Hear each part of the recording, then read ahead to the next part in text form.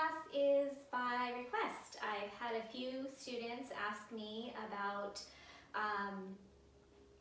work having to do with the hip flexors and the psoas muscle, and I think this is a great topic for what we're all dealing with right now. So when it comes to this area of the body, a couple of things are at play here. So our psoas is often referred to as a muscle, but there are some theories and research out there that it is so much more than that, much more than a muscle. Particularly this book here, I'm going to share with you some quotes from today called the Psoas book by Liz Cook. And she talks about it as more of a sensory organ that is closely tied in to our nervous system.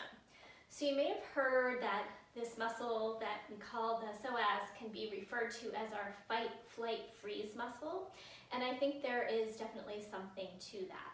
So when we are in a situation that is perceived as potentially dangerous or frightening, we're going to do what I often talk about is this withdrawal response, right?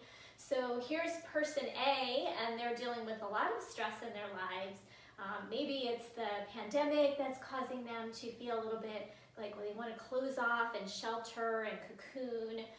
So that is a withdrawal response. And this sensory organ of the psoas is part of this perception that there is something to be concerned about, something to be worried about, and it starts to pull our bodies into this position of flexion, right? So we've got this bend in our knee, and we're pulling that in as a means of creating protection. Now, if that were to happen occasionally, where we're on a hike and we meet a wild animal and we have some fear, but for many of us, this is an ongoing situation where we're constantly exposed to a low level of stress and or threat.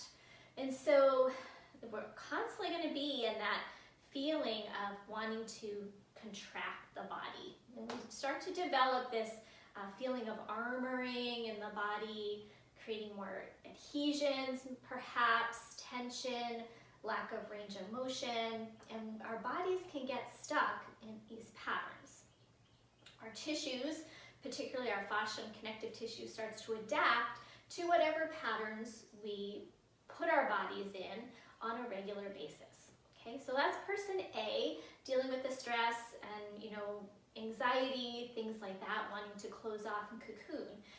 Another way that we can get issues in this body, this part of the body, is through overuse, right? So maybe here's a person who's very active. They're doing a lot of cycling perhaps, and they're kind of hunched over, they're holding on to the handlebars, they're using their hip flexors to pedal. Runners as well might experience some of this. So in this case, there's not particular stress or fear present. It's just that this area of the body is getting a lot of overuse, and the body is adapting to create more of what we want it to do. So the body adapts to whatever we want it to do.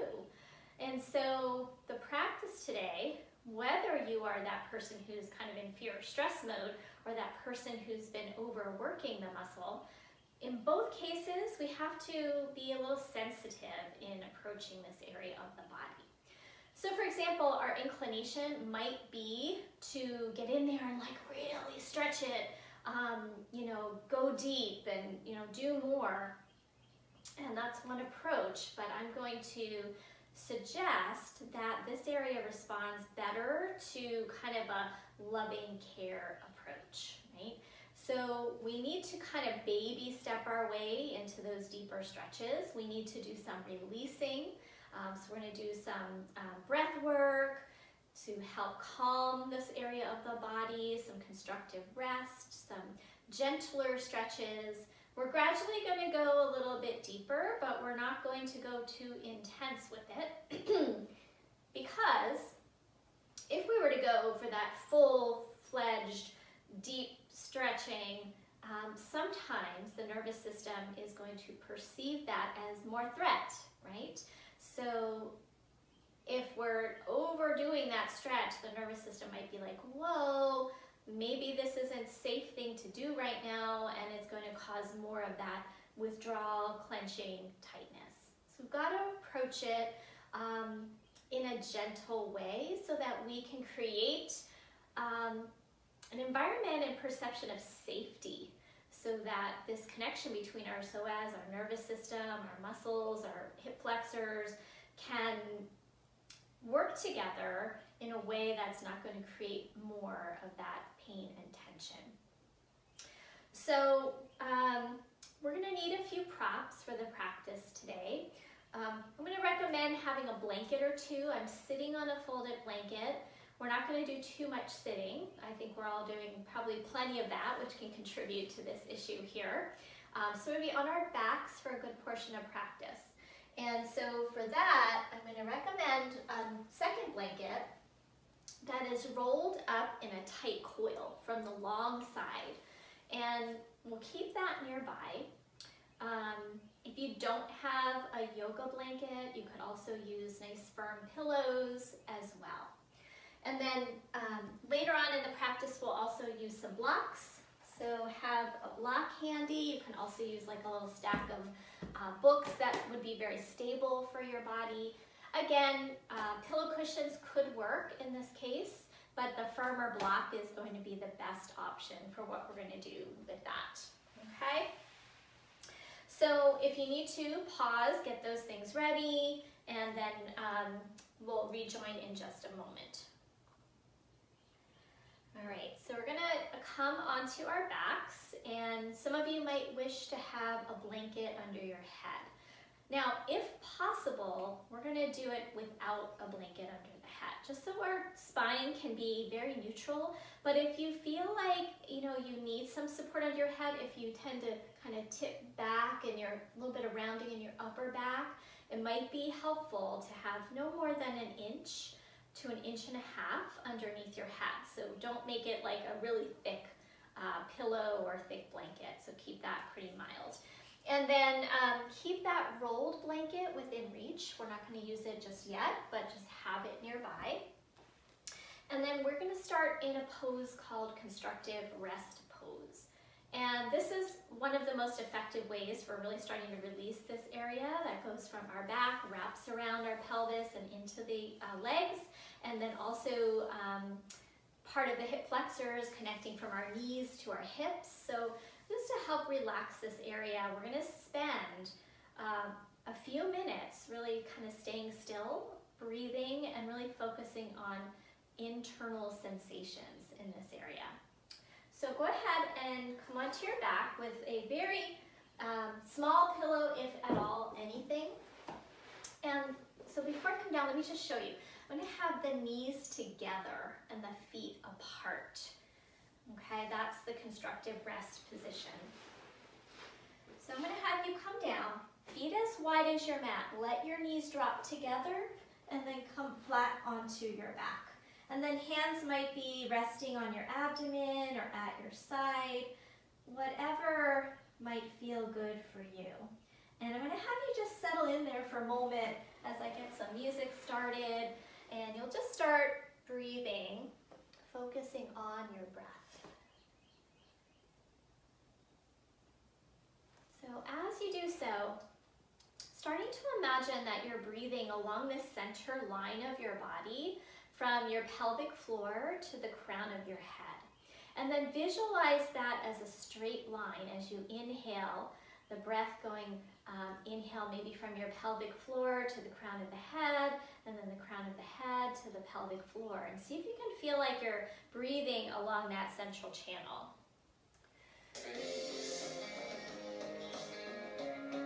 And we'll take a couple more moments there.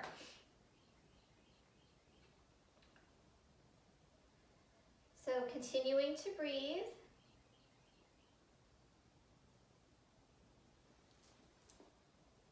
And as you do so, let the back body start to melt into the ground.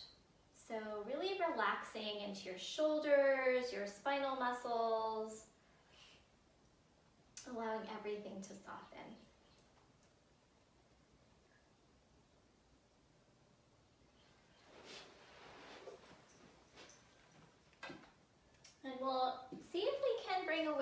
to the area of your inner thighs, your lower back, and feel those areas gently releasing.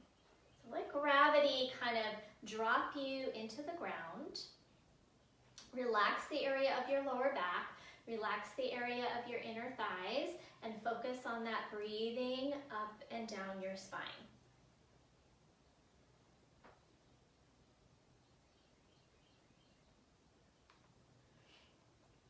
And we're going to stay here for a few more moments. Well, I'm not able to get our music going for some reason, so I might have to skip that.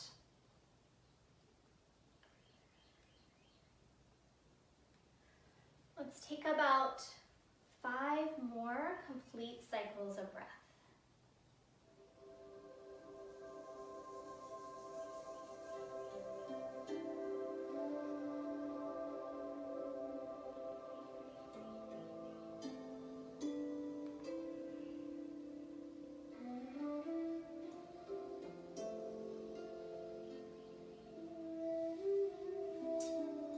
As you take these last few cycles of breath, we're going to think about the concept of the body creating a sensation that allows the breath to be softer, allows the breath to be smoother. In the psoas book, one of the things she said, which I thought was really interesting, is that we don't have to be taught how to breathe. We have to be taught how to unlearn all the ways that we restrict our breath. So rather than learn how to breathe, we want to learn how to liberate the breath. So as you take the last few breaths here in constructive rest, having a sense of liberating the breath. All right, so we're going to continue on from here. Go ahead and separate your knees. So now your feet are hips distance apart. And just let the feet be nice and heavy onto the ground. Place your hands right here on your front hip bones, sometimes called pelvic bones or hip bones. And I'd like you to kind of stabilize that area in between your hip bones, the transverse abdominis. I want you to bring a slight contraction there so that we feel very stable in the pelvis.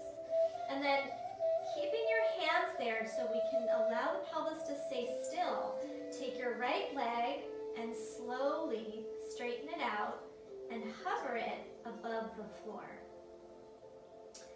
And then we'll slowly bring that leg back. So now your goal here is to not move your pelvis so much as your leg. So I'd like you to try to keep the pelvis as still and stable as possible. And if you notice the pelvis is moving, don't extend your leg quite all the way. And then let's bring it back. Let's do that one more time on each side, keeping the pelvis still, tone in that very low pit of the abdomen. Now let's see if we can keep that leg as close to the floor as we can, and then bring it back. One more time on your left side.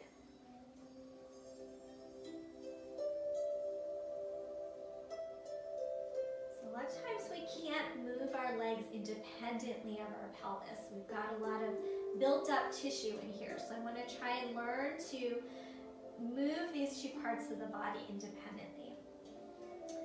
Okay, so from here, I'm going to take the blanket out because I want to be able to move my arms freely. We're going to take a full body stretch. Reach your arms overhead, stretch your legs out. Try not to let your ribs pop up away from the floor. I want you to keep the back ribs grounded. And then we're going to bring the right knee into the chest. Into wind relieving pose here. Now this left leg, we could have it straight out or bent depending on where we're at in this beginning part of the practice. So I'm going to encourage you to try and straighten it if possible. Some of you might be kind of more of in a bent position, that's okay. but we'll try to reach through the heel and ground the thigh as best we can. Now we're going to take an inhale. And as I exhale, I'm going to pull the knee in a little closer to the chest. And as I do that, I'm going to pull my abdomen back, my navel back, and compress into the abdomen. Now, next round, I'm going to add some resistance. So I'm going to push my leg, my shin, into my hands and pull my hands into the shin.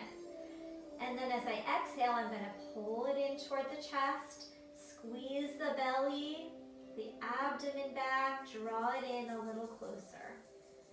Let's do that one more time. Press the thigh and the shin into your hands, and then pull it in towards your chest. Abdomen back, squeeze the low belly, and now release. And we're going to set that foot down, extend both legs out, and just pause for a moment. Take a full breath into your abdomen.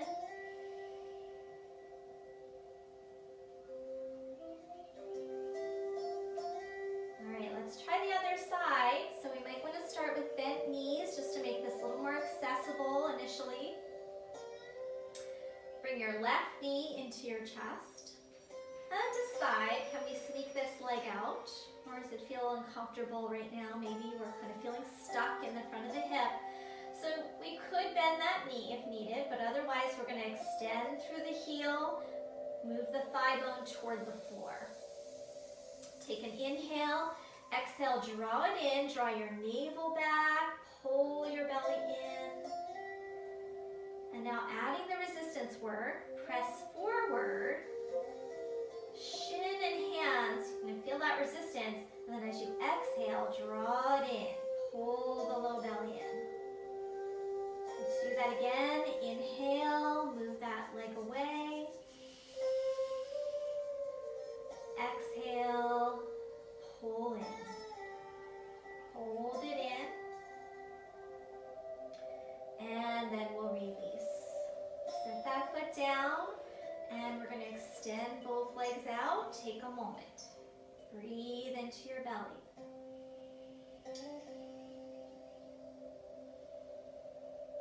All right, so I'm going to grab that blanket now. So I'm going to roll to my side and press up using my hands and grab this tightly rolled up blanket. I'm going to sit on that and come back down onto my back. Now I want the pelvis to hang slightly off of the bolster, tipping my pelvis a little bit this way, because then when I straighten the leg, I'm going to get more opening into this hip crease. So we can think of this, move down a little bit, you know, like when we iron our clothes.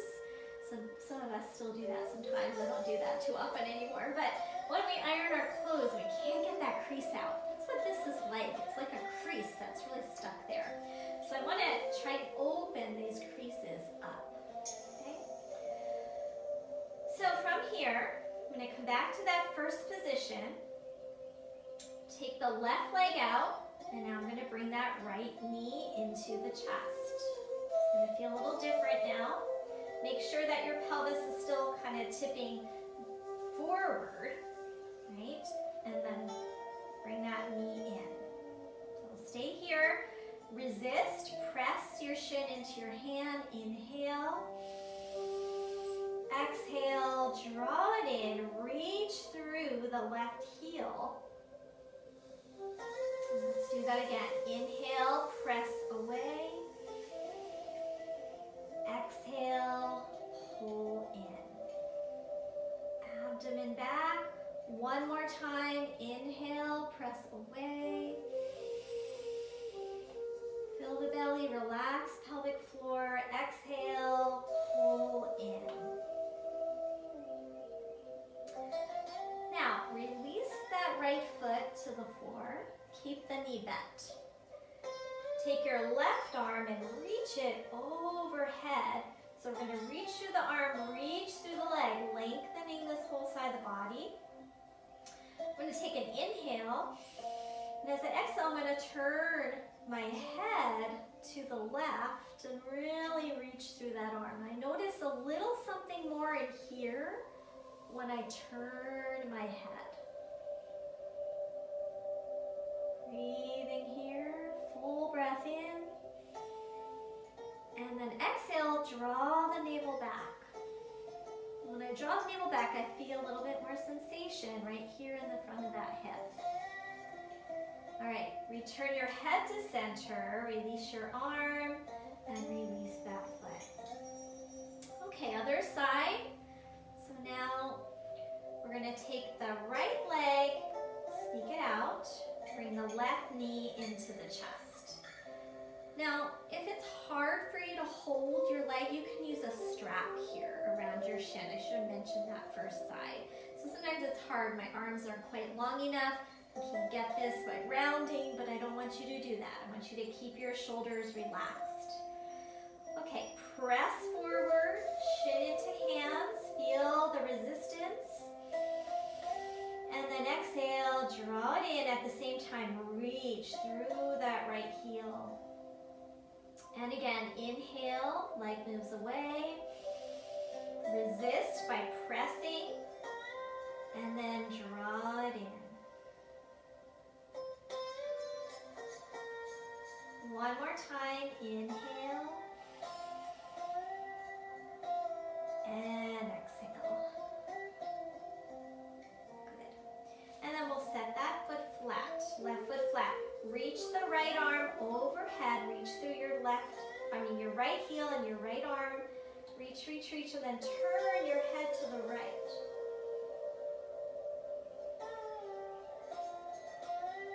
One more breath.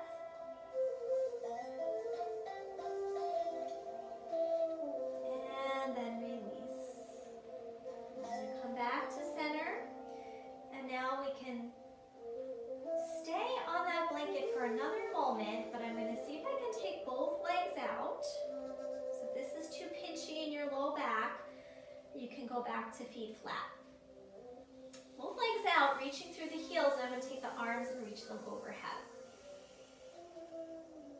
Try not to flare your ribs up. Keep those ribs down. And then release. Widen your feet as wide as your mat. I'm still up on this blanket, and I'm going to windshield wiper the legs side to side.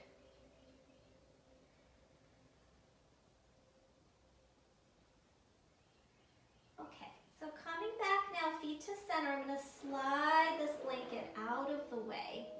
I'm going to place it behind here so you don't have to have that in front of me. Okay, now very similar, widen your feet. Windshield wipers again, side to side. Let the head go opposite of your knees.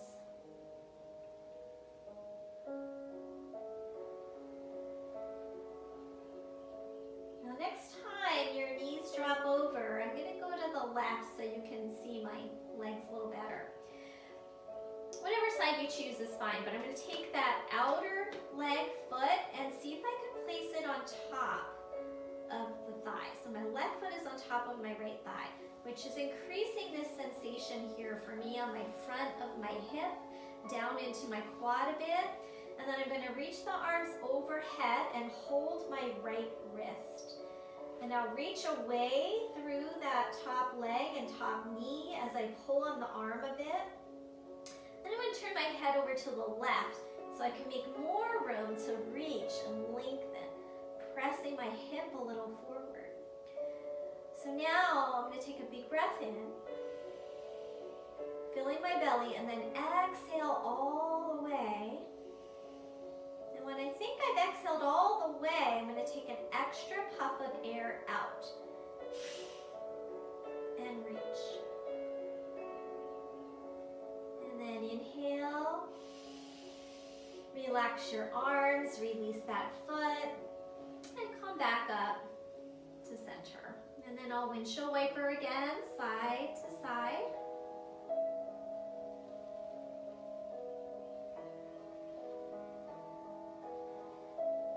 Good. And then we'll do the other side. Let the legs drop over to the right. I'm going to put my right foot on top. Hold my left wrist and extend. Turning my head to the right. Reaching through the left thigh, the left knee, the left arm. Pressing my hip up a little bit. And then I'm going to take an inhale. Exhale fully. And then a little extra puff of air out. And reach. And then relax the arms, release your foot. Come back up to center. Even yourself out. And one more time, windshield wipers, side to side.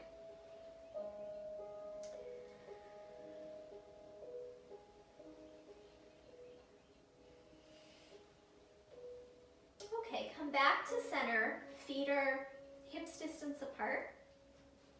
In line with your knees. And then palms are going to face each other.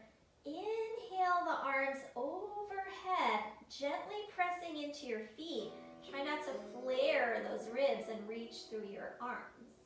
And then exhale, back down. And again, inhale the arms overhead. Reach. And then exhale down. Now next round, we're going to add in the hip lift as well. So we're in a flowing bridge here. Arms at your side. Inhale, start to lift up, pressing into your feet. And let the hips and arms get to their highest point at the same time. And reach, reach, reach through your arms. Lift through your tailbone. And then slowly come back down.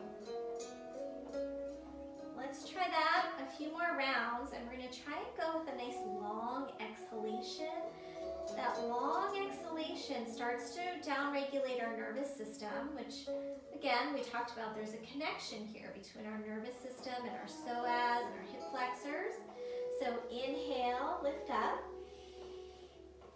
Hips go nice and high, pressing into your feet. And now let's exhale down for 5, 4, 3, 2, and 1. Coming all the way down as you finish. Now we're going to do 6, 7, and 8. Inhale, lift up. Tailbone toward the knees. Exhale for 6, 5, 4, 3, 2, and 1.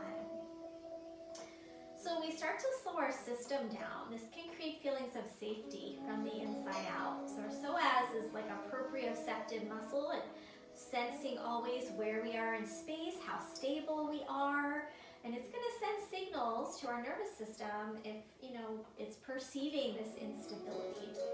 Let's do it 2 more times. Inhale, lift up. Exhale, 7, 6, 5, 4, 3, 2, and 1. Rest down. And then one more time. Inhale, lift up. And then 8, 7, 6, 5, 4, 3, 2, and 1. Now we're going to pause here, walk the feet apart wide again, let the knees drop together. Come back to constructive rest, breathing along that center channel of your body. Let that breath get nice and smooth, even. Sticking with longer exhales if you can. So maybe let's inhale for a count of 4. And then exhale for a count of 6. Inhale 4 as you're ready. And then exhale 6. Now you could continue that pattern, or if it's making sense in your body to go for a full 8 count exhale, go ahead and go for twice as long with your exhale. So we'll inhale for 4. Exhale for 8. Softening the lower back, softening the lower belly, softening the inner groin, creating feelings of safety and calm. So I'm going to let you do that for a few more breaths. Keep going.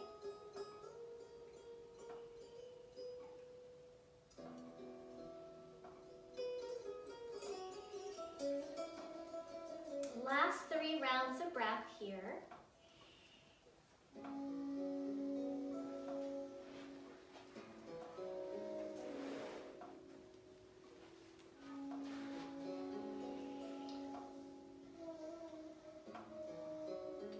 Now after your 3rd breath, you can go ahead and separate your knees again. And bring your knees into your chest, rock a little bit side to side. And then I'm going to have you roll to your right side and pause there. So pause on your side, and we're going to take about 5 breaths on your side. So we don't want to go jumping right up after all that releasing of the psoas. I want you to do a very slow transition to coming upright. So 5 breaths on your side, taking your time.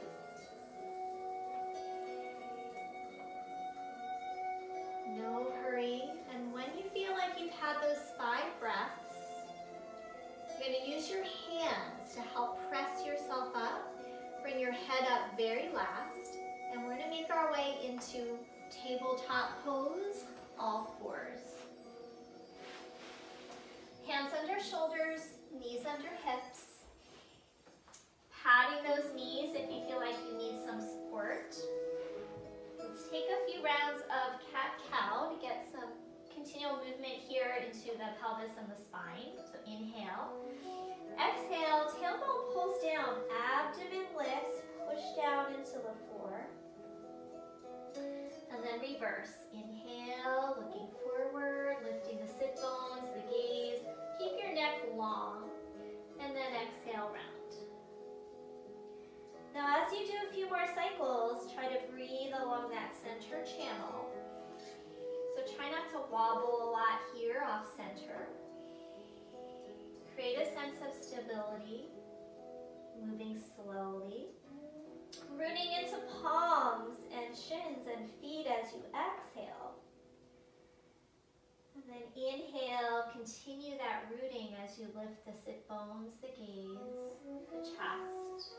One more cycle.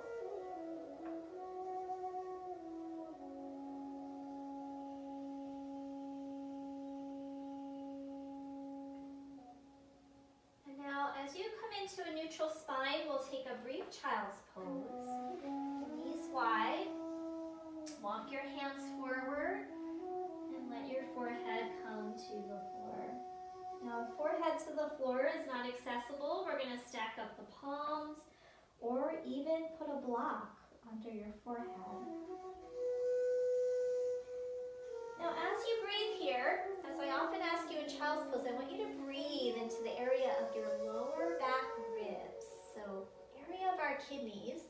When the psoas is overworked, we have a reciprocal tension and dryness in the kidneys. So think about hydrating, nourishing those psoas and kidney area with your breathing, with your slowness, with your attention.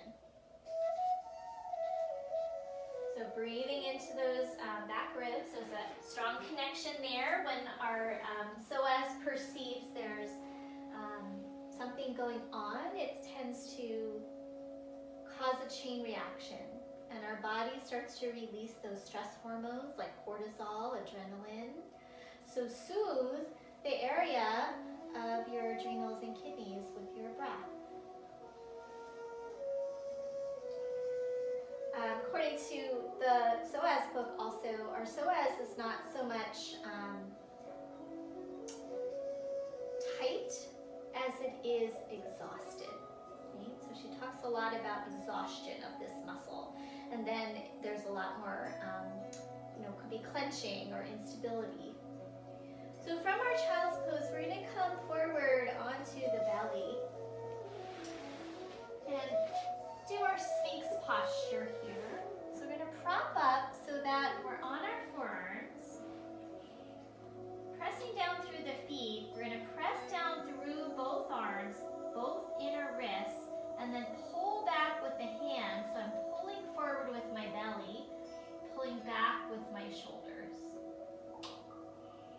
Trying to get that work more in the upper back. Now here's where we're going to get a little bit more into hip flexor. So we've done this one before, but it's really, I think, a good one for this practice as well. I'm going to tuck my left toes under and lift that knee, engage that leg, and then start to walk over to the right side. And I'm going to pop up on my right fingers, keep pushing back into the back heel, to that left heel, and then I'm going to turn it a little bit into a twist. So as I press down into this left arm, I'm going to pull with that arm. So pull the palm towards you, press in your right fingertips, turn.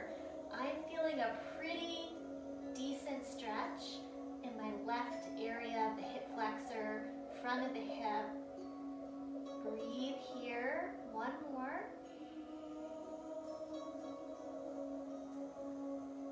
Good, and then we'll release and come back through center. Pause here.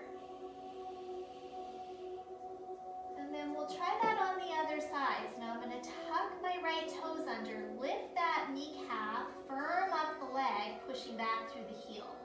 And then I'm going to start to walk over to the other side. So I'll be facing away from you for a moment. I'm going to pop up on those finger tops, pull back with my right hand, turn, twist. Keeping this right leg active and pushing back. Pull with my right hand. One more breath. And then we'll slowly release. Come back through center, and then just rest down for a moment in a crocodile posture. Breathe here, relax your belly, relax your back.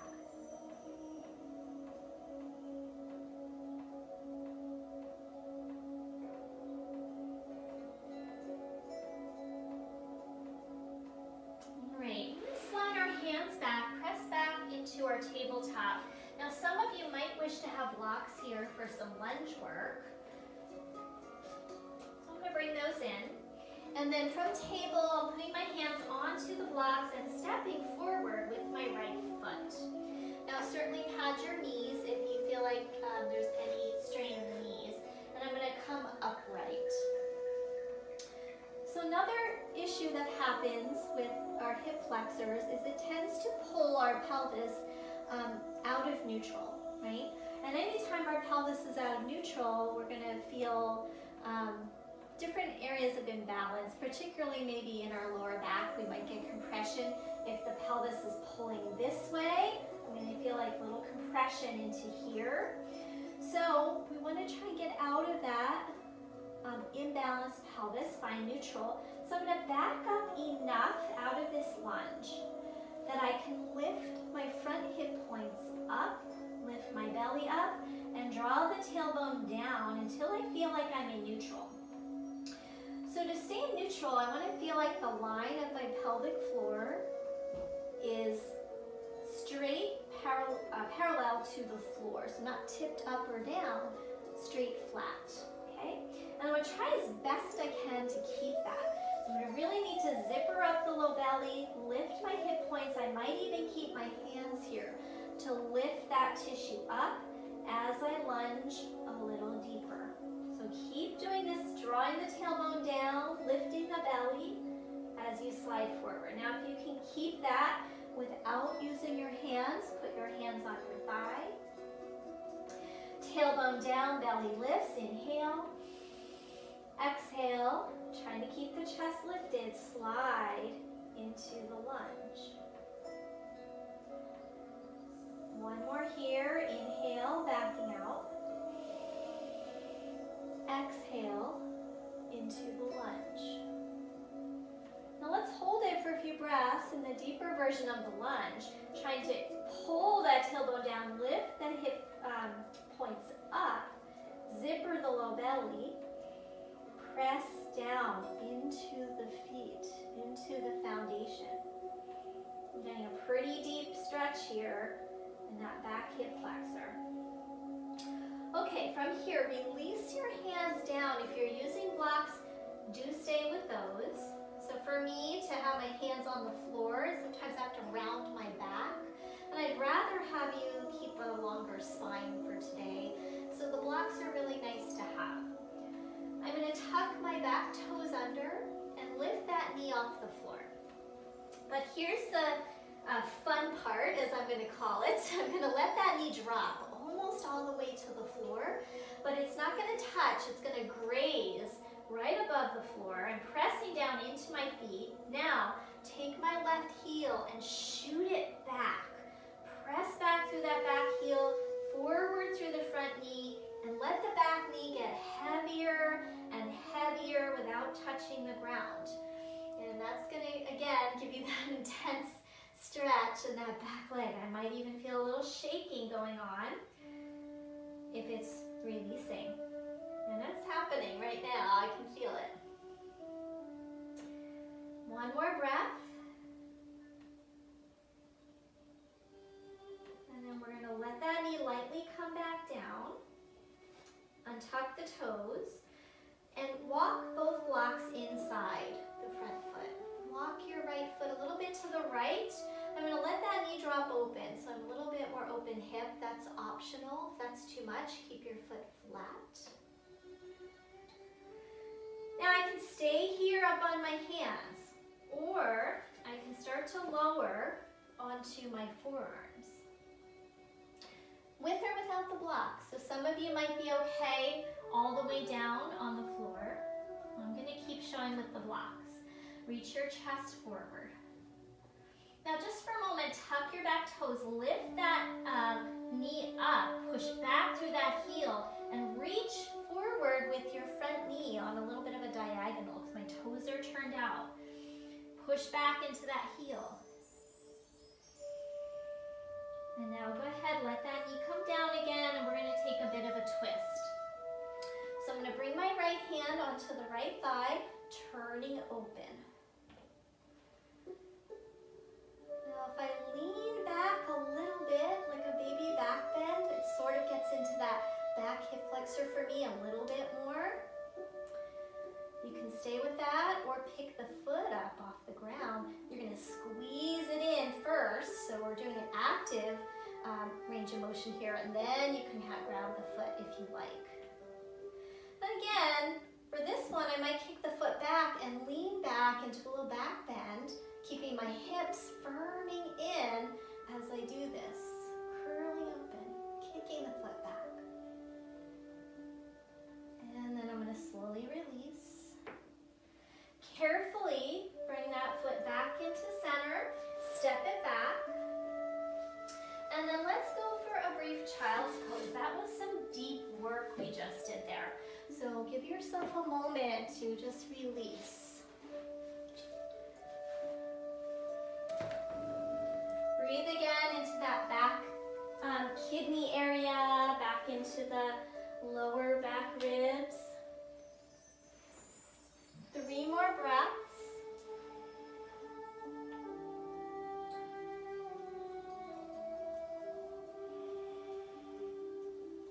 And then we're going to do that whole series on the other side. So after that 3rd breath in your child's pose, do take your time. We're going to come back up, hands on the blocks if you need them. And now I'm going to step left foot forward. And first, coming into that vertical position, right? So here again, we're going to lift into those frontal hip points, lengthen into the tailbone. It's almost like a little loop here. We want this front lifting, back lengthening. Keeping that, maybe my hands are going to help lift the tissue of my low belly. Inhale, shoulders back, exhale, and lunge. Trying to stay on that center line. Try not to wobble here. Slow and controlled. One more, inhale as we come out, aim the tailbone down, and then slide.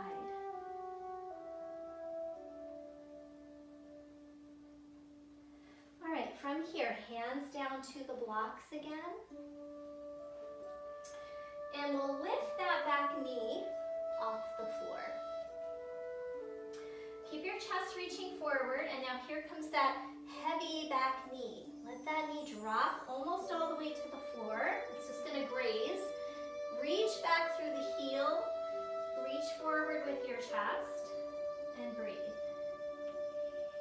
Letting that knee get heavier and heavier to the ground as we reach back through the heel. I might even wiggle my foot back if I'm not feeling too much sensation. So you probably will be though. So keep that going, another breath or two.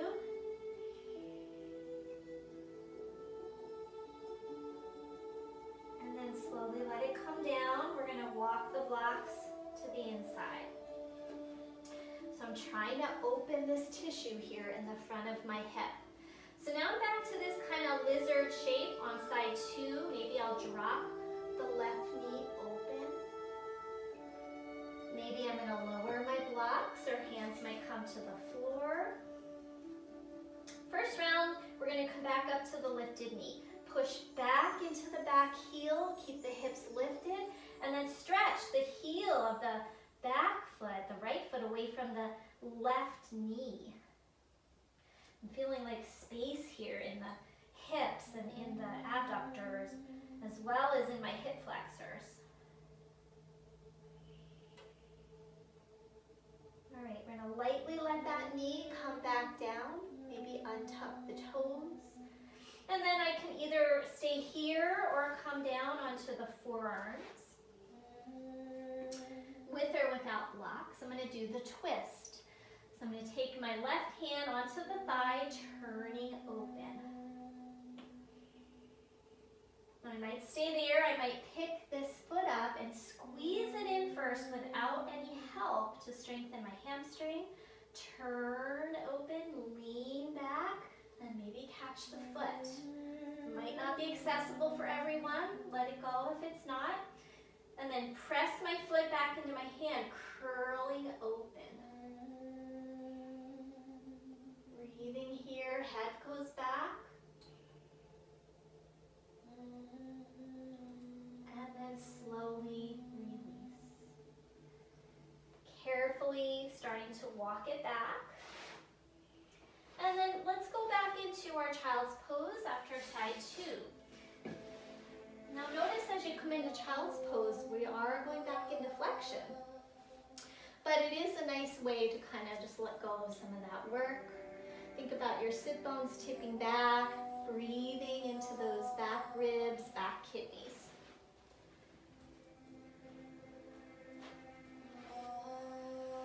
Alright, so we're not doing a lot of vinyasa today because I would like for us to stay at a very kind of slower pace, more grounded.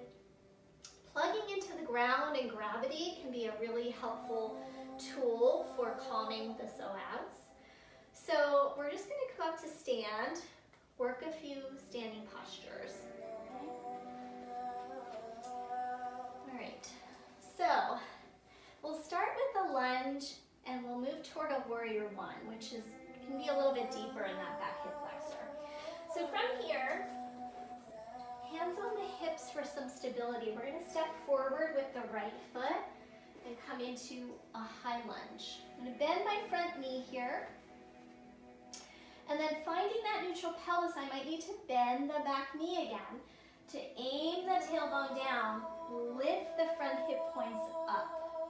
Shoulders back, and I might stay right here with this. Some of you might be able to start to work on straightening that back leg if we can maintain this neutral pelvis, okay? And then we're going to slowly drop that back knee down toward the floor and lift it back up. Do that 2 more times. I know, this is not fun. And lift up, belly in. One more time, maybe the arms could come up. Now hold it, reach, reach, reach to the arms, hug the inner thighs. And then release, and we're gonna step back to a downward facing dog. Little bend in those knees, lift the sit bones high. Inhale, plank pose. Option to drop your knees, since we're going a little more chill. Reach the chest forward, slowly lower. Tops of the feet press down. Pull back with your hands, forward with the chest.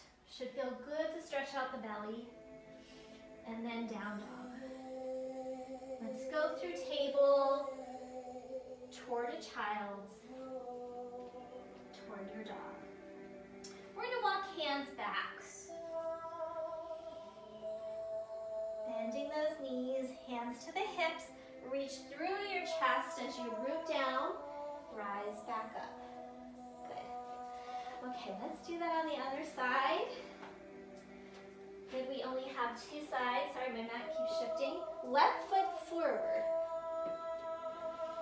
All right, adjust so that you feel like you can find that neutral pelvis. Front knee over the ankle. Hug inward for stability. And then keeping that knee bent so I can draw the tailbone down, lift the belly up. Maybe straightening a little bit more initially. And then we're going to come back to bending where we'll drop it down. Maintaining that lift in the belly. Lift it back up. Maybe a little squeeze here. Lower down. One more time, lift up and lower down. Maybe the arms could reach, reach, reach. Hold it.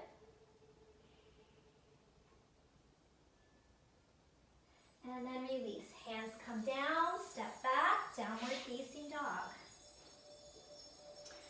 Inhale, plank pose. If you want to go for an up dog, feel free. I'm going to keep knees down, keeping a little more gentle. Tops of the feet press. Shoulders back, pull with the hands. And then release, downward facing dog.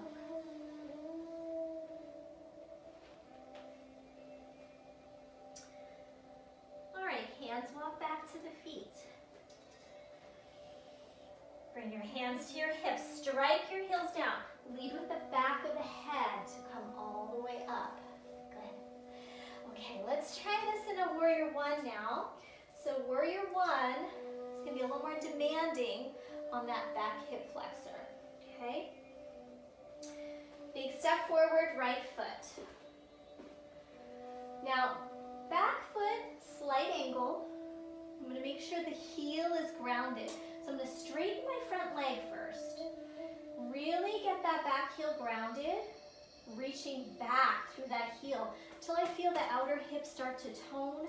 Chest square straight ahead, lift the front of the belly again, and now rebend into that front knee. Good. As I rebend into this front knee, I'm going to resist the back thigh back. So I'm going to stay grounded in that heel. As I bend into the front knee, as I lift the front hip points, maybe the arms are going to come up. If you don't feel steady, stay here or here.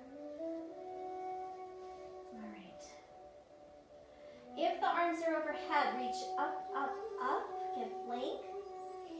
And then maybe we want to bend back a little bit. Keep lifting those hip points, reaching through the arms.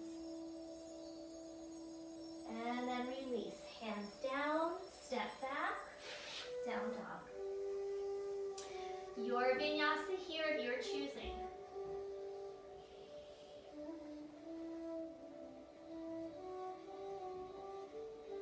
Your cobra or up dog.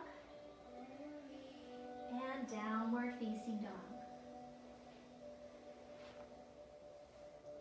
Walk your hands back. Meet your feet, folding forward. Little bend in the knees, hands to the hips. Heels press down, rise up. Warrior one, side two. So we're going to step forward with the left foot, the back heel down, slight angle. This hip is rolling forward, although my hips are not square here, not 100%. Bending into this knee. Actually, let's straighten. Get really grounded in this back heel. Maybe firm that hip points lifting, tailbone lengthening, and then bend into this knee. And I'm going to resist this thigh back. Try not to poke the ribs out. I'm going to keep that a little bit of core containment. And then hips, heart, or overhead, your choice. Overhead, I can really lift the rib cage up, and maybe a little back bend. To what degree you do that is up to you. We want to lift those back ribs and reach up and back. And then hands down. Take the vinyasa, or you can stay in your dog if you wish. Inhale, plank pose.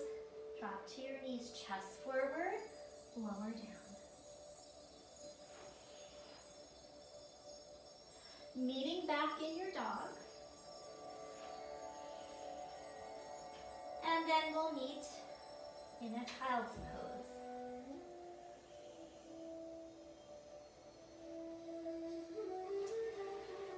Again, breathing into those back ribs, the kidney area. Give it some nourishment.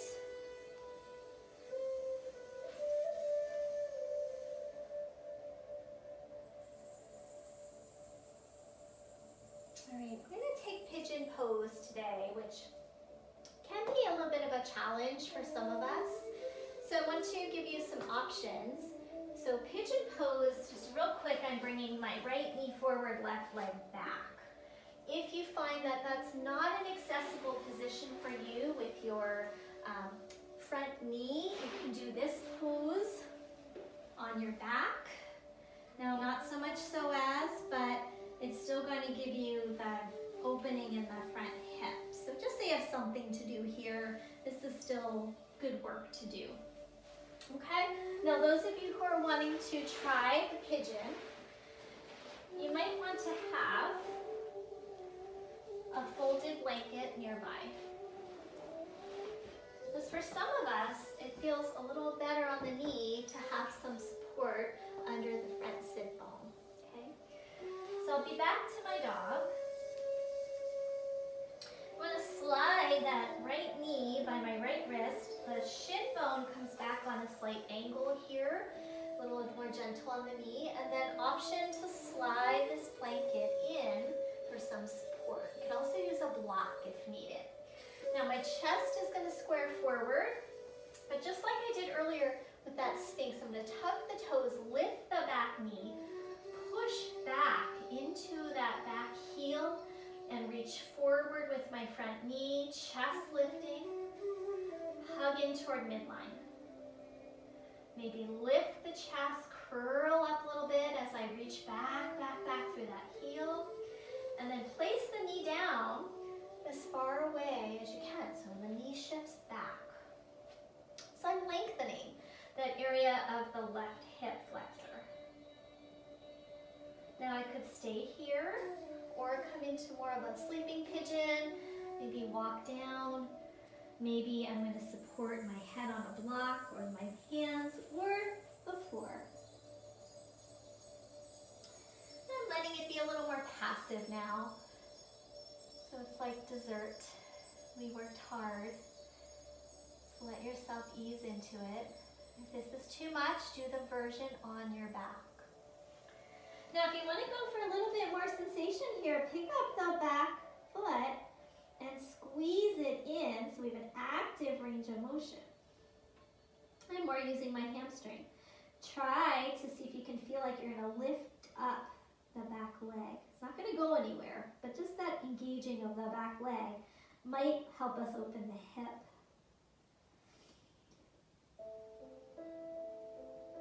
And then you could release that back down. Breathing here.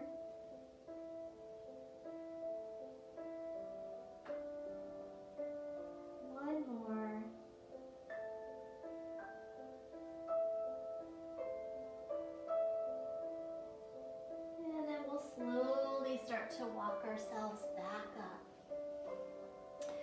taking your time, we're going to tuck the back toes, lift up, down dog.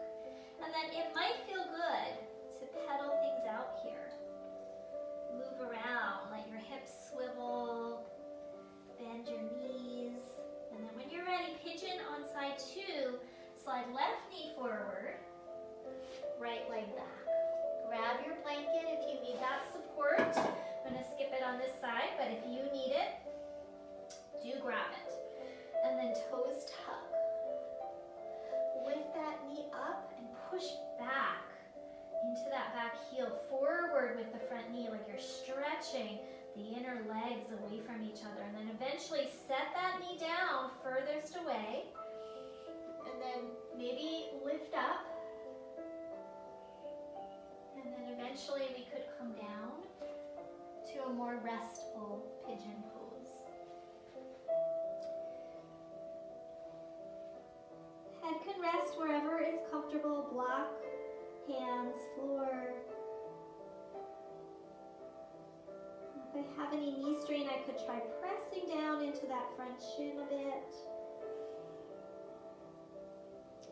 Or coming out, taking the alternate version.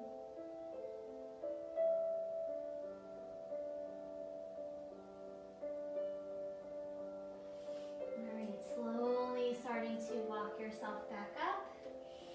And we'll step it back to downward facing dog and pedal it out, move it around.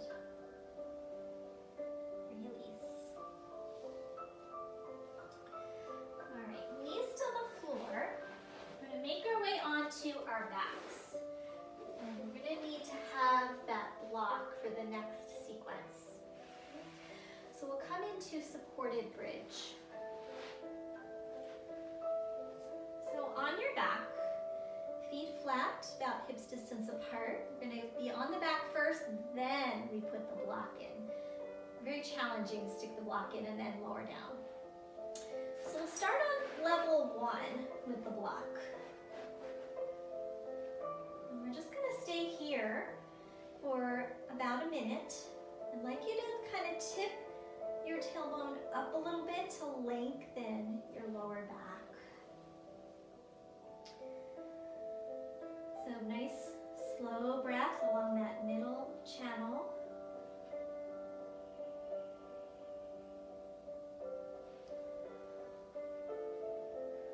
And then what we're going to do is take one leg out. So take your right leg, sneak it out. And if it feels any kind of pinching or pain, you can keep it a little bent. Otherwise, straight out. And let's hold it there. I'm going to share a couple quotes from the book.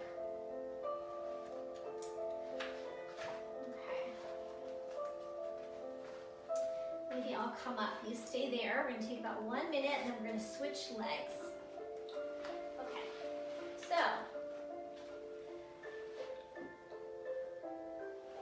she writes that the psoas provides the fear response its power to literally stop a person in his or her tracks. Considered an involuntary muscle, the psoas cannot therefore consciously be controlled. However, the psoas is a primal messenger of core integrity, survival, and informs a person when he or she is in danger. When fetal curl is activated, the psoas, along with the other flexor muscles, neurologically fires, bringing the extremities together in a fetal C-curve. This creates a sense of safety while protecting the soft, vulnerable parts of the body, the vital organs, the head, the eyes, ears, nose, mouth. The fear response curls the spine, providing more resiliency when falling and protection against possible blows. Go ahead and switch legs.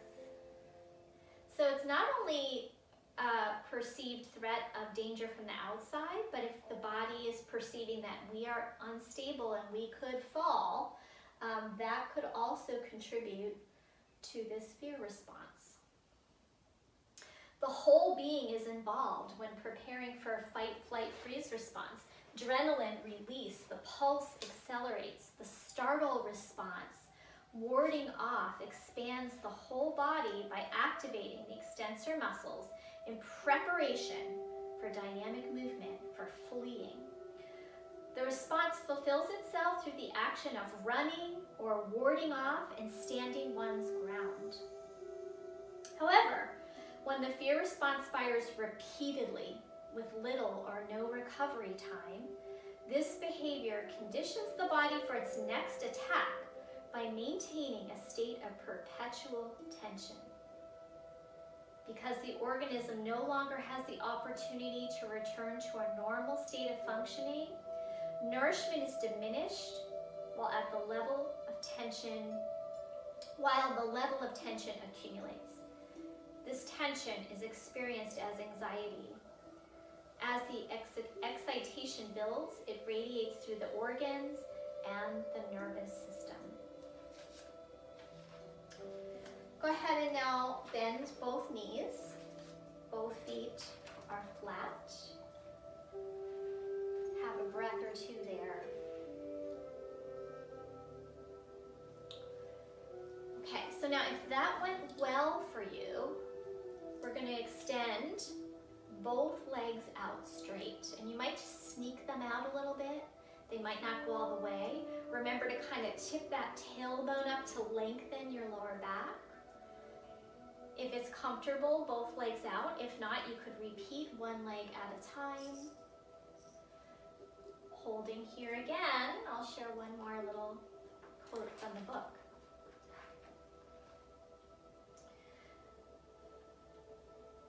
So people do not have a weak psoas muscle that needs strengthening.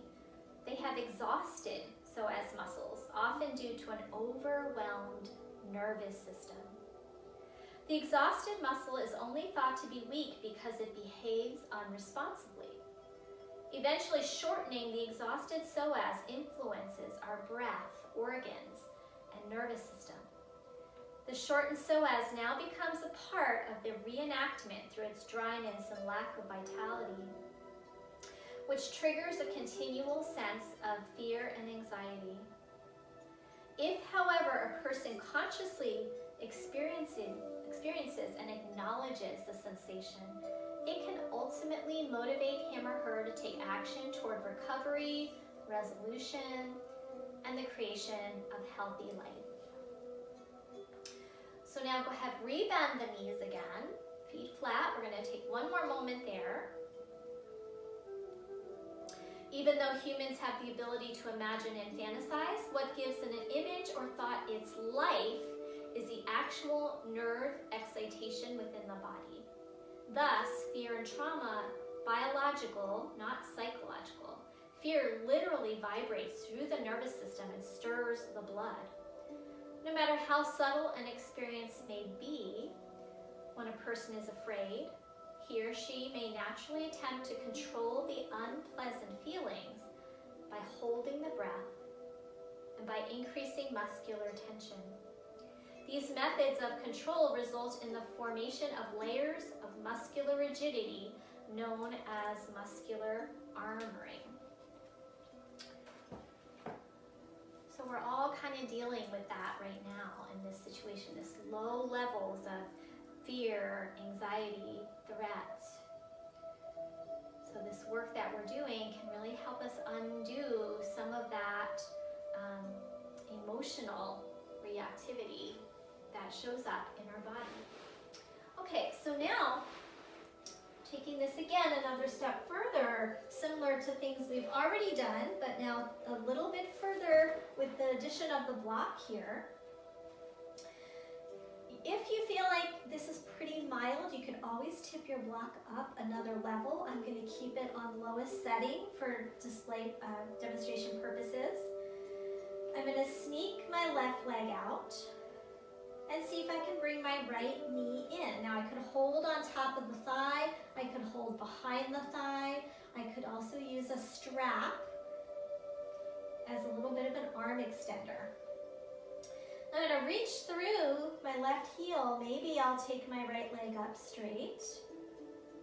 Maybe I'll keep it bent. So it depends on what feels good for you. Keep the shoulders relaxed. Breathing here.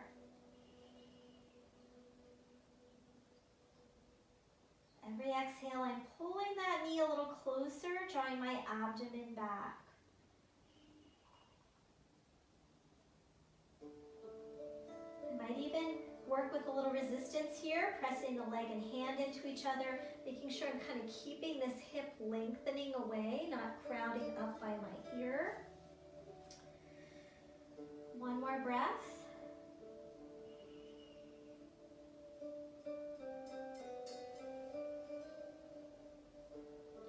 And then I'm going to release. Both feet flat. Pause for a breath.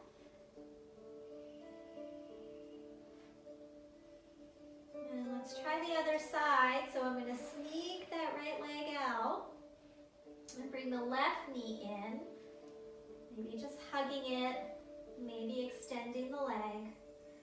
I'm going to keep mine here. I'm reaching through my right heel, thinking about lengthening the tissue here in the front of the hip, getting those creases out.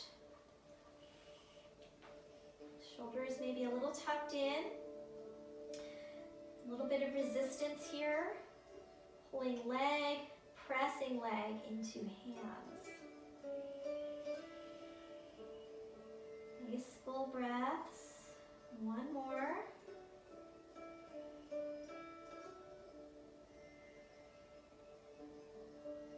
And then I'm going to release. Bringing both feet flat.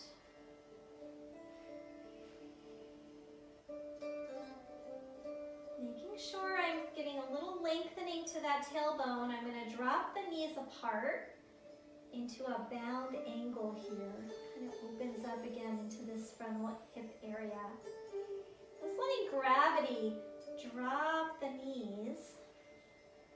And then breathing, nice full breaths into this area of the front body. Don't be afraid to get that breath into this whole area.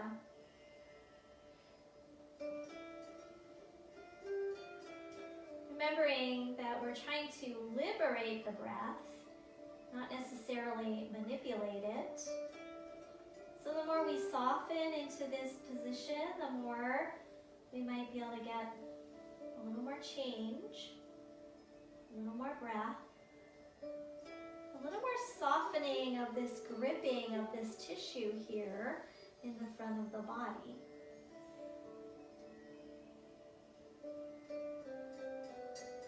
So the more time we spend in those flexed positions, whether we're bike riding or sitting over a desk, the tissue is starting to adapt to that position. And it's going to work to keep us there because it thinks it's making things easier, right? But then when we try to do something different, the body's like, whoa, you like staying in that flex position. I'm not really sure how to do this other thing you're asking me to do. And so the more we can relax, the more that tissue can loosen its gripping, it'll soften, and we can find ourselves with greater range of motion, less pain. We can find a little more neutral in our pelvis, which can also help us find a little more emotional stability as well.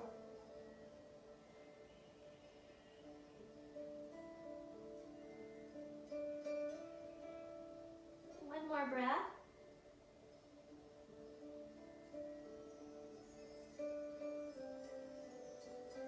And then we'll gently guide those knees back up.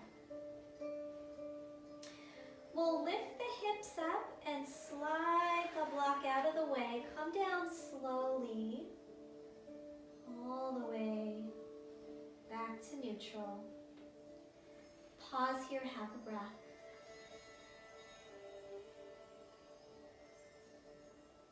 So we're going to move into a full bridge pose next, more active.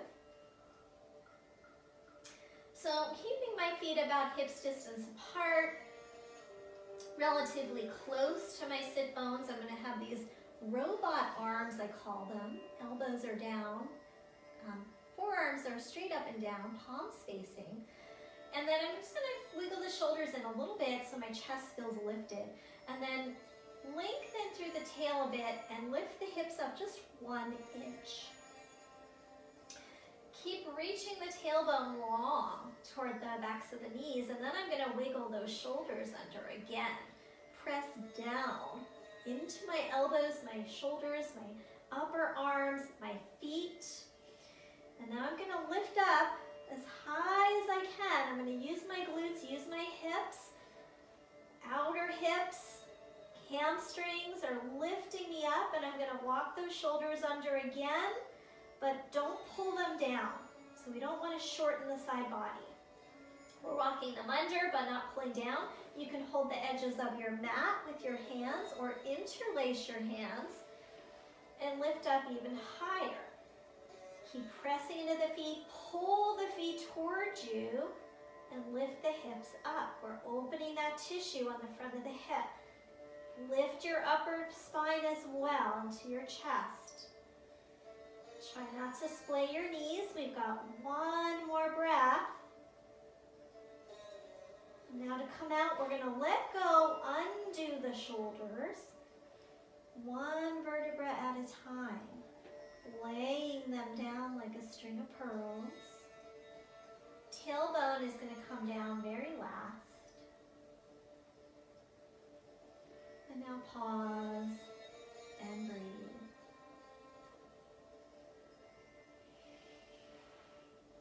Undo those shoulders if they still feel like they're drawing towards each other. Feet wide, windshield wipers, side to side.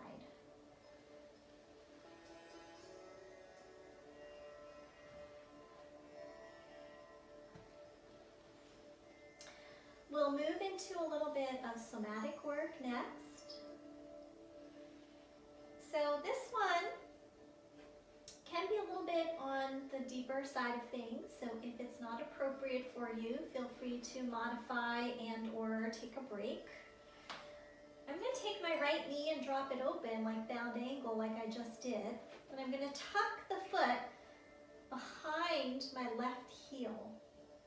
I'm going to reach down with my left hand, see if I can catch my right foot.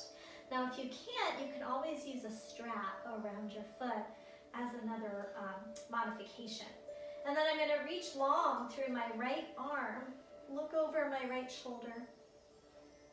Now, next part, I'm going to push into this left foot, lift my hips, moving, rolling them to the right. I'm going to reach through the right arm, let my head roll over toward my left shoulder, pressing my hips forward, pressing into the foot that's on the floor.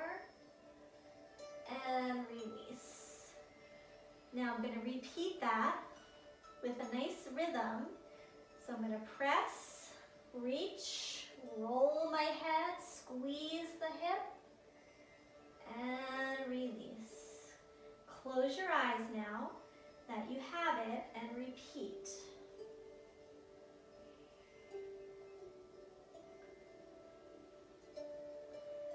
Let's do 3 more rounds.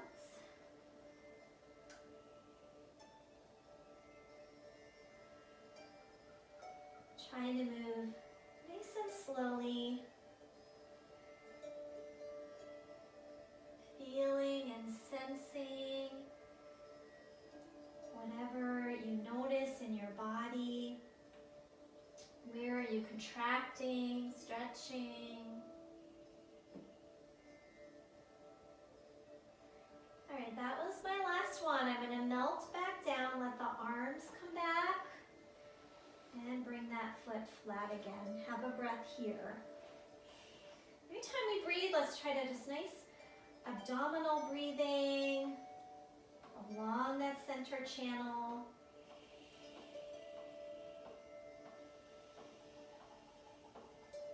And then let's try the other side. So I'm going to take the left leg toward that bound angle, tuck the foot behind, hold onto my foot, reach my left arm overhead, and then I'm going to press into this right foot, rock my hips to the left, head rolls right, arch the back, and release. Repeating here, press, Contract into your back body and release. 3 more times, just like this. Remember, you can always use a strap. So I'm alternating between contracting and releasing the back body here, and stretching and releasing the front of the hip. Opening up those creases in the hips. 1 more.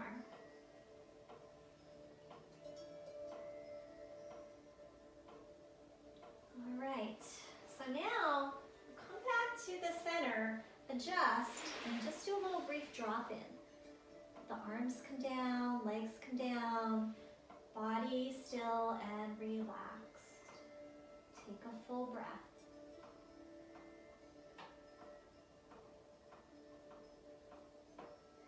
Do a couple more somatic things. So this one's more gentle. I'm going to keep the left leg out, bend the right knee. I've got space between the legs. So my right foot is about as wide as the mat, the left leg's about as wide as the mat, arms out to a T.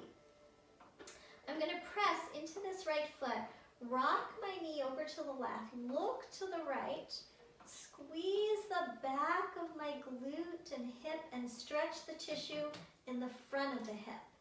And then release, back to start. Now rocking in and out. Press,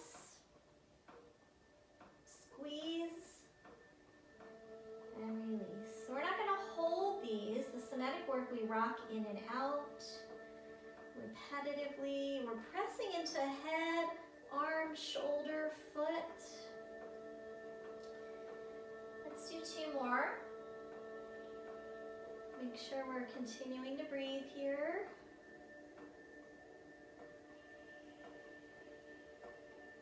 Slow, mindful movement.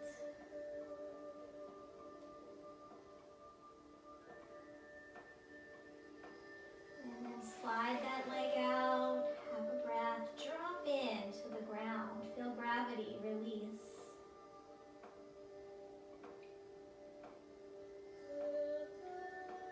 All right, other side, I'm going to bend the left knee, my legs are wide apart.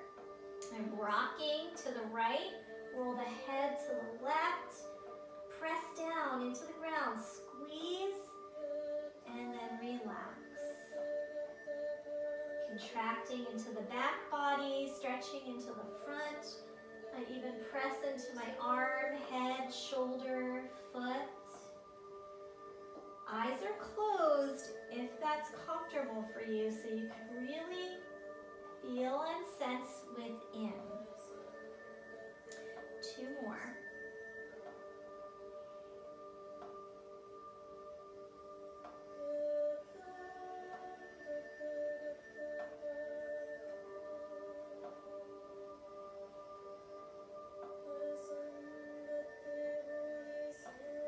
And then back to the center, slide that leg out, drop in. Release to gravity, release to the earth.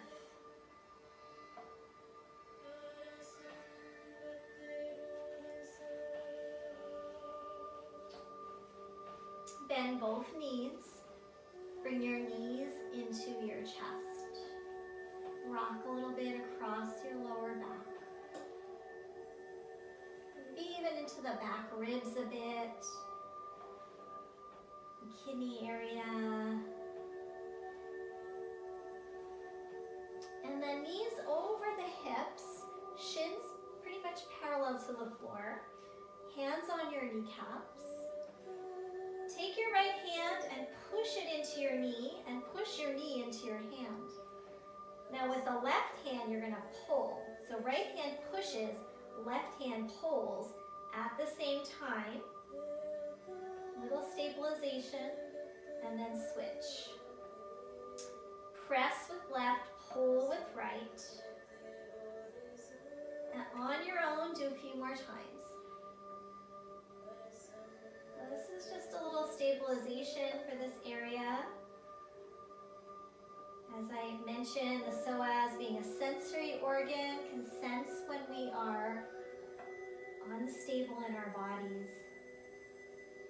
And as we talked about in one of the practices earlier this month, or well, last month, when we notice the body's unstable, that's a sign we're disconnected from ourselves.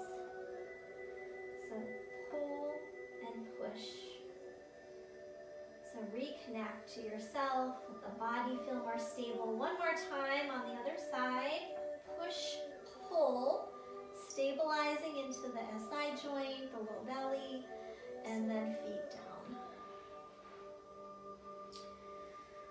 Big breath into the abdomen. Relax, let it out with a sigh. 2 more times. Inhale. Fill the belly. Out with a sigh. 1 more time. And then we'll windshield wiper the legs 1 more time.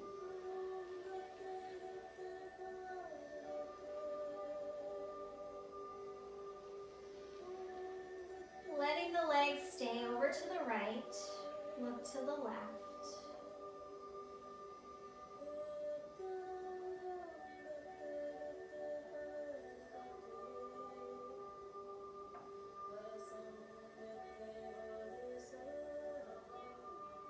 And then knees up to center, over to the other side. Pause for a few breaths. Get, for me, a nice stretch here in the front of the hip. Everybody's different.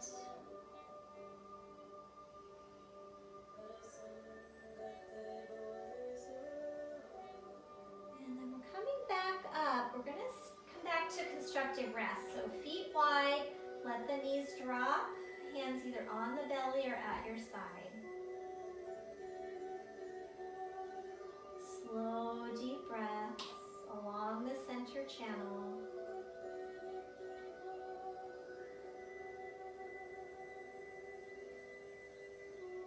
With an awareness to your lower back, the belly, the inner thigh, the groin, relaxing that whole area. Imagine with your breath that you could soften and hydrate the tissue of your psoas and your hip flexors.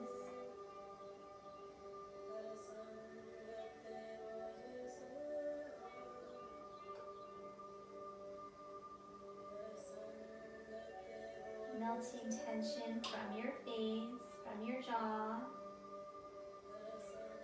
from your shoulders. There's a big connection between our hips and our jaw. So we're unstable here or exhausted here in the hip flexors. You might find more tension and grinding, jaw, neck, tense neck muscles. So relax the neck. Relax the face, the eyes. With every exhale, we're softening more, releasing more.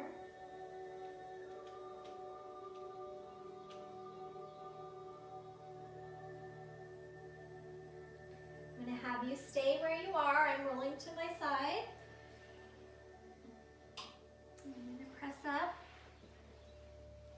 Continue in your constructive rest for a few more moments.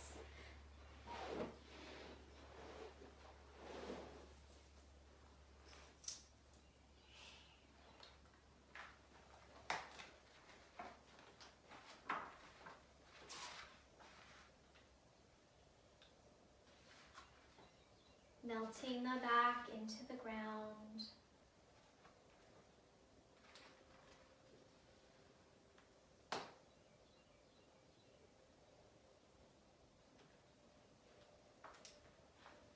So fear is not simply a physical or emotional expression. It is a flow of energy that pulsates throughout the body. When a person often experiences as tension is actually blocked, chi or prana we can call it. Because of this, if a person is unaccustomed to sensing subtle flows of energy, he or she may miss out on experiencing sensation as a full embodiment of pleasure. To perceive distinct energy flow involves reestablishing long-lost ties with sensation, which is why I keep bringing you back to noticing the sensations in your body. This is a process that cannot be done for someone else. Although other people can assist, it is impossible to send the body in for a tune-up as if it were an automobile. For real contact to be established, the nervous system must maturate. The key for reestablishing core integrity is to become aware of the present moment through sensation. So now, we're going to come out of our constructive rest in a moment for a full Shavasana. So gently separate your knees, keeping your pelvis as stable as you can. Slowly straighten one leg at a time. And then once your legs are extended, roll the legs in and out a little bit, bounce them up and down, loosen up any remaining tension in the back and hips. If you wish for any finishing pose, a knee hug, a happy baby, you're welcome to do so. I'm going to suggest that we just leave it be so we don't come back into that flexion. But if your body's craving it, that's perfectly fine. If you still have the blanket roll that we used in the beginning, I'm going to suggest that you place that underneath your knees for your Shavasana, and your other blanket maybe pretty flat, but under your head, or cover your body if your neck is okay. So you're as flat as you can be while still keeping the low back relaxed.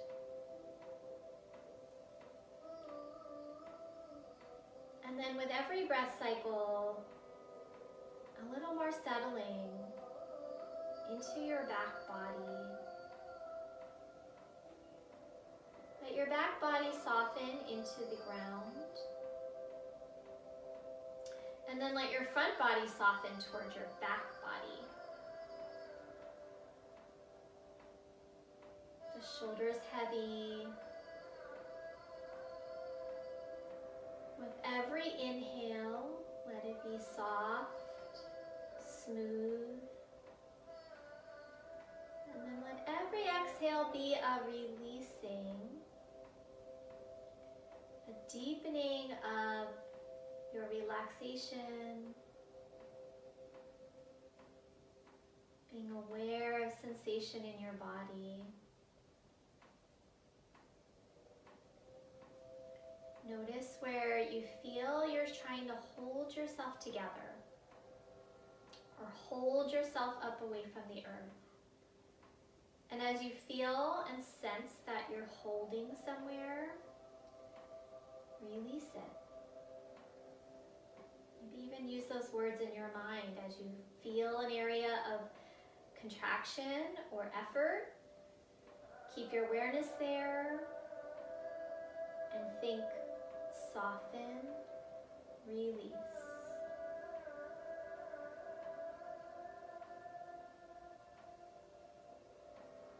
Repeating as often as needed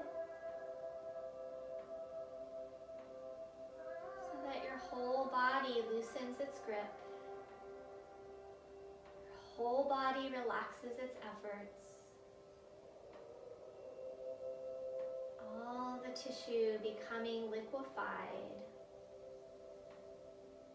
softening any adhesions, stuck chi or prana. And instead, imagine this current through your body flowing completely free of obstruction. Whole body communicating. Nervous system, psoas, hip flexors,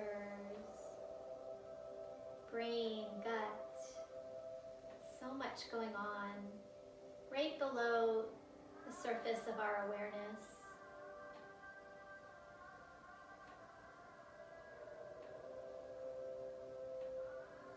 we relax, easier to breathe.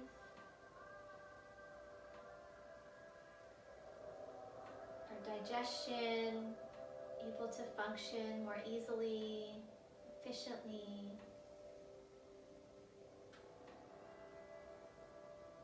Life force energy circulating. Without finding any of those blocked areas through tension and tightness. Let it all go, all soften.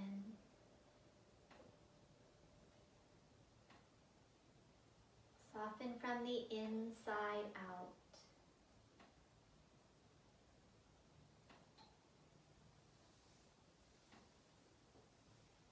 Let's take another minute or two here.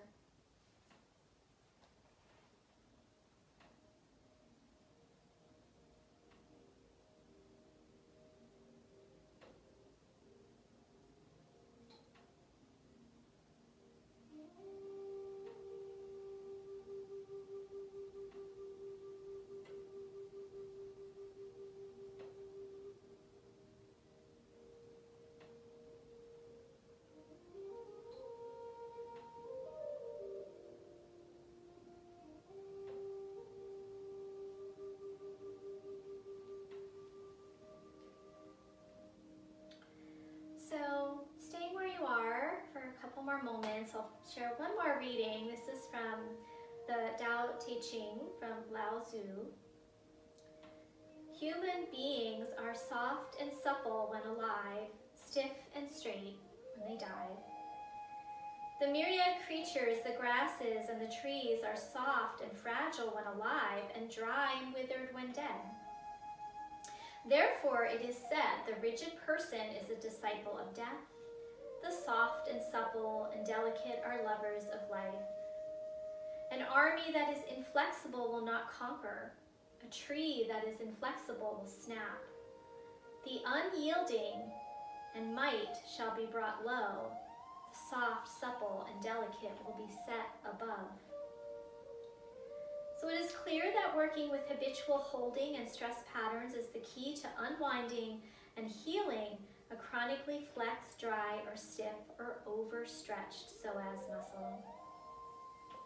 Prevention includes stretching and releasing holding patterns through yoga, somatic meditation, limited sitting, and working with the nervous system and the emotions. Sensing through subtle movements and awareness rather than invasive techniques that aggravate the sensitive region that is highly innervated with nerves and in close proximity to our kidneys, reproductive, and digestive organs.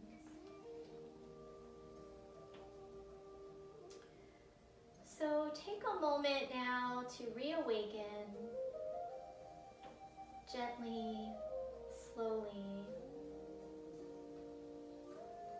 Begin a deeper breath as you are ready before making any movement at all in the body. So just a deeper breath.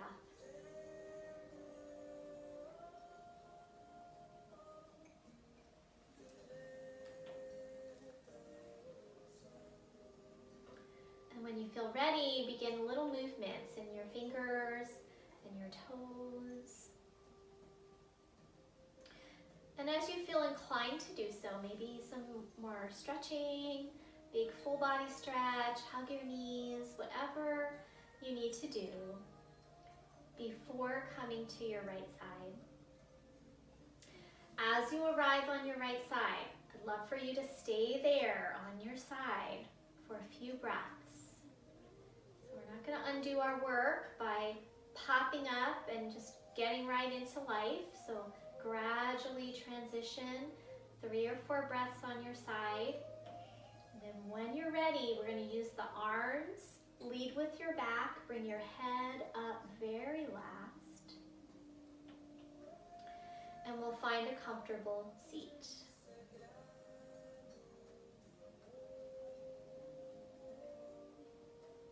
Maybe sitting up on your folded blanket. Finding a grounding through your sit bones and then a reciprocal lift through your spine, through the crown of your head, keeping shoulders relaxed. Maybe let the eyes close for a few breaths.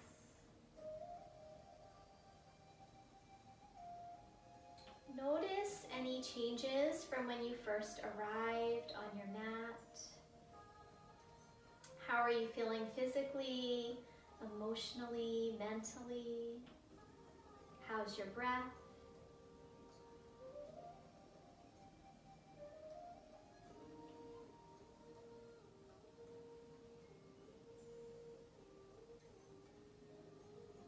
And we'll bring the hands now together in front of the heart space. Deep breath in, allow the heart to lift, and then exhale, bring your head to meet your heart in your hands. All right, thank you everyone. Namaste.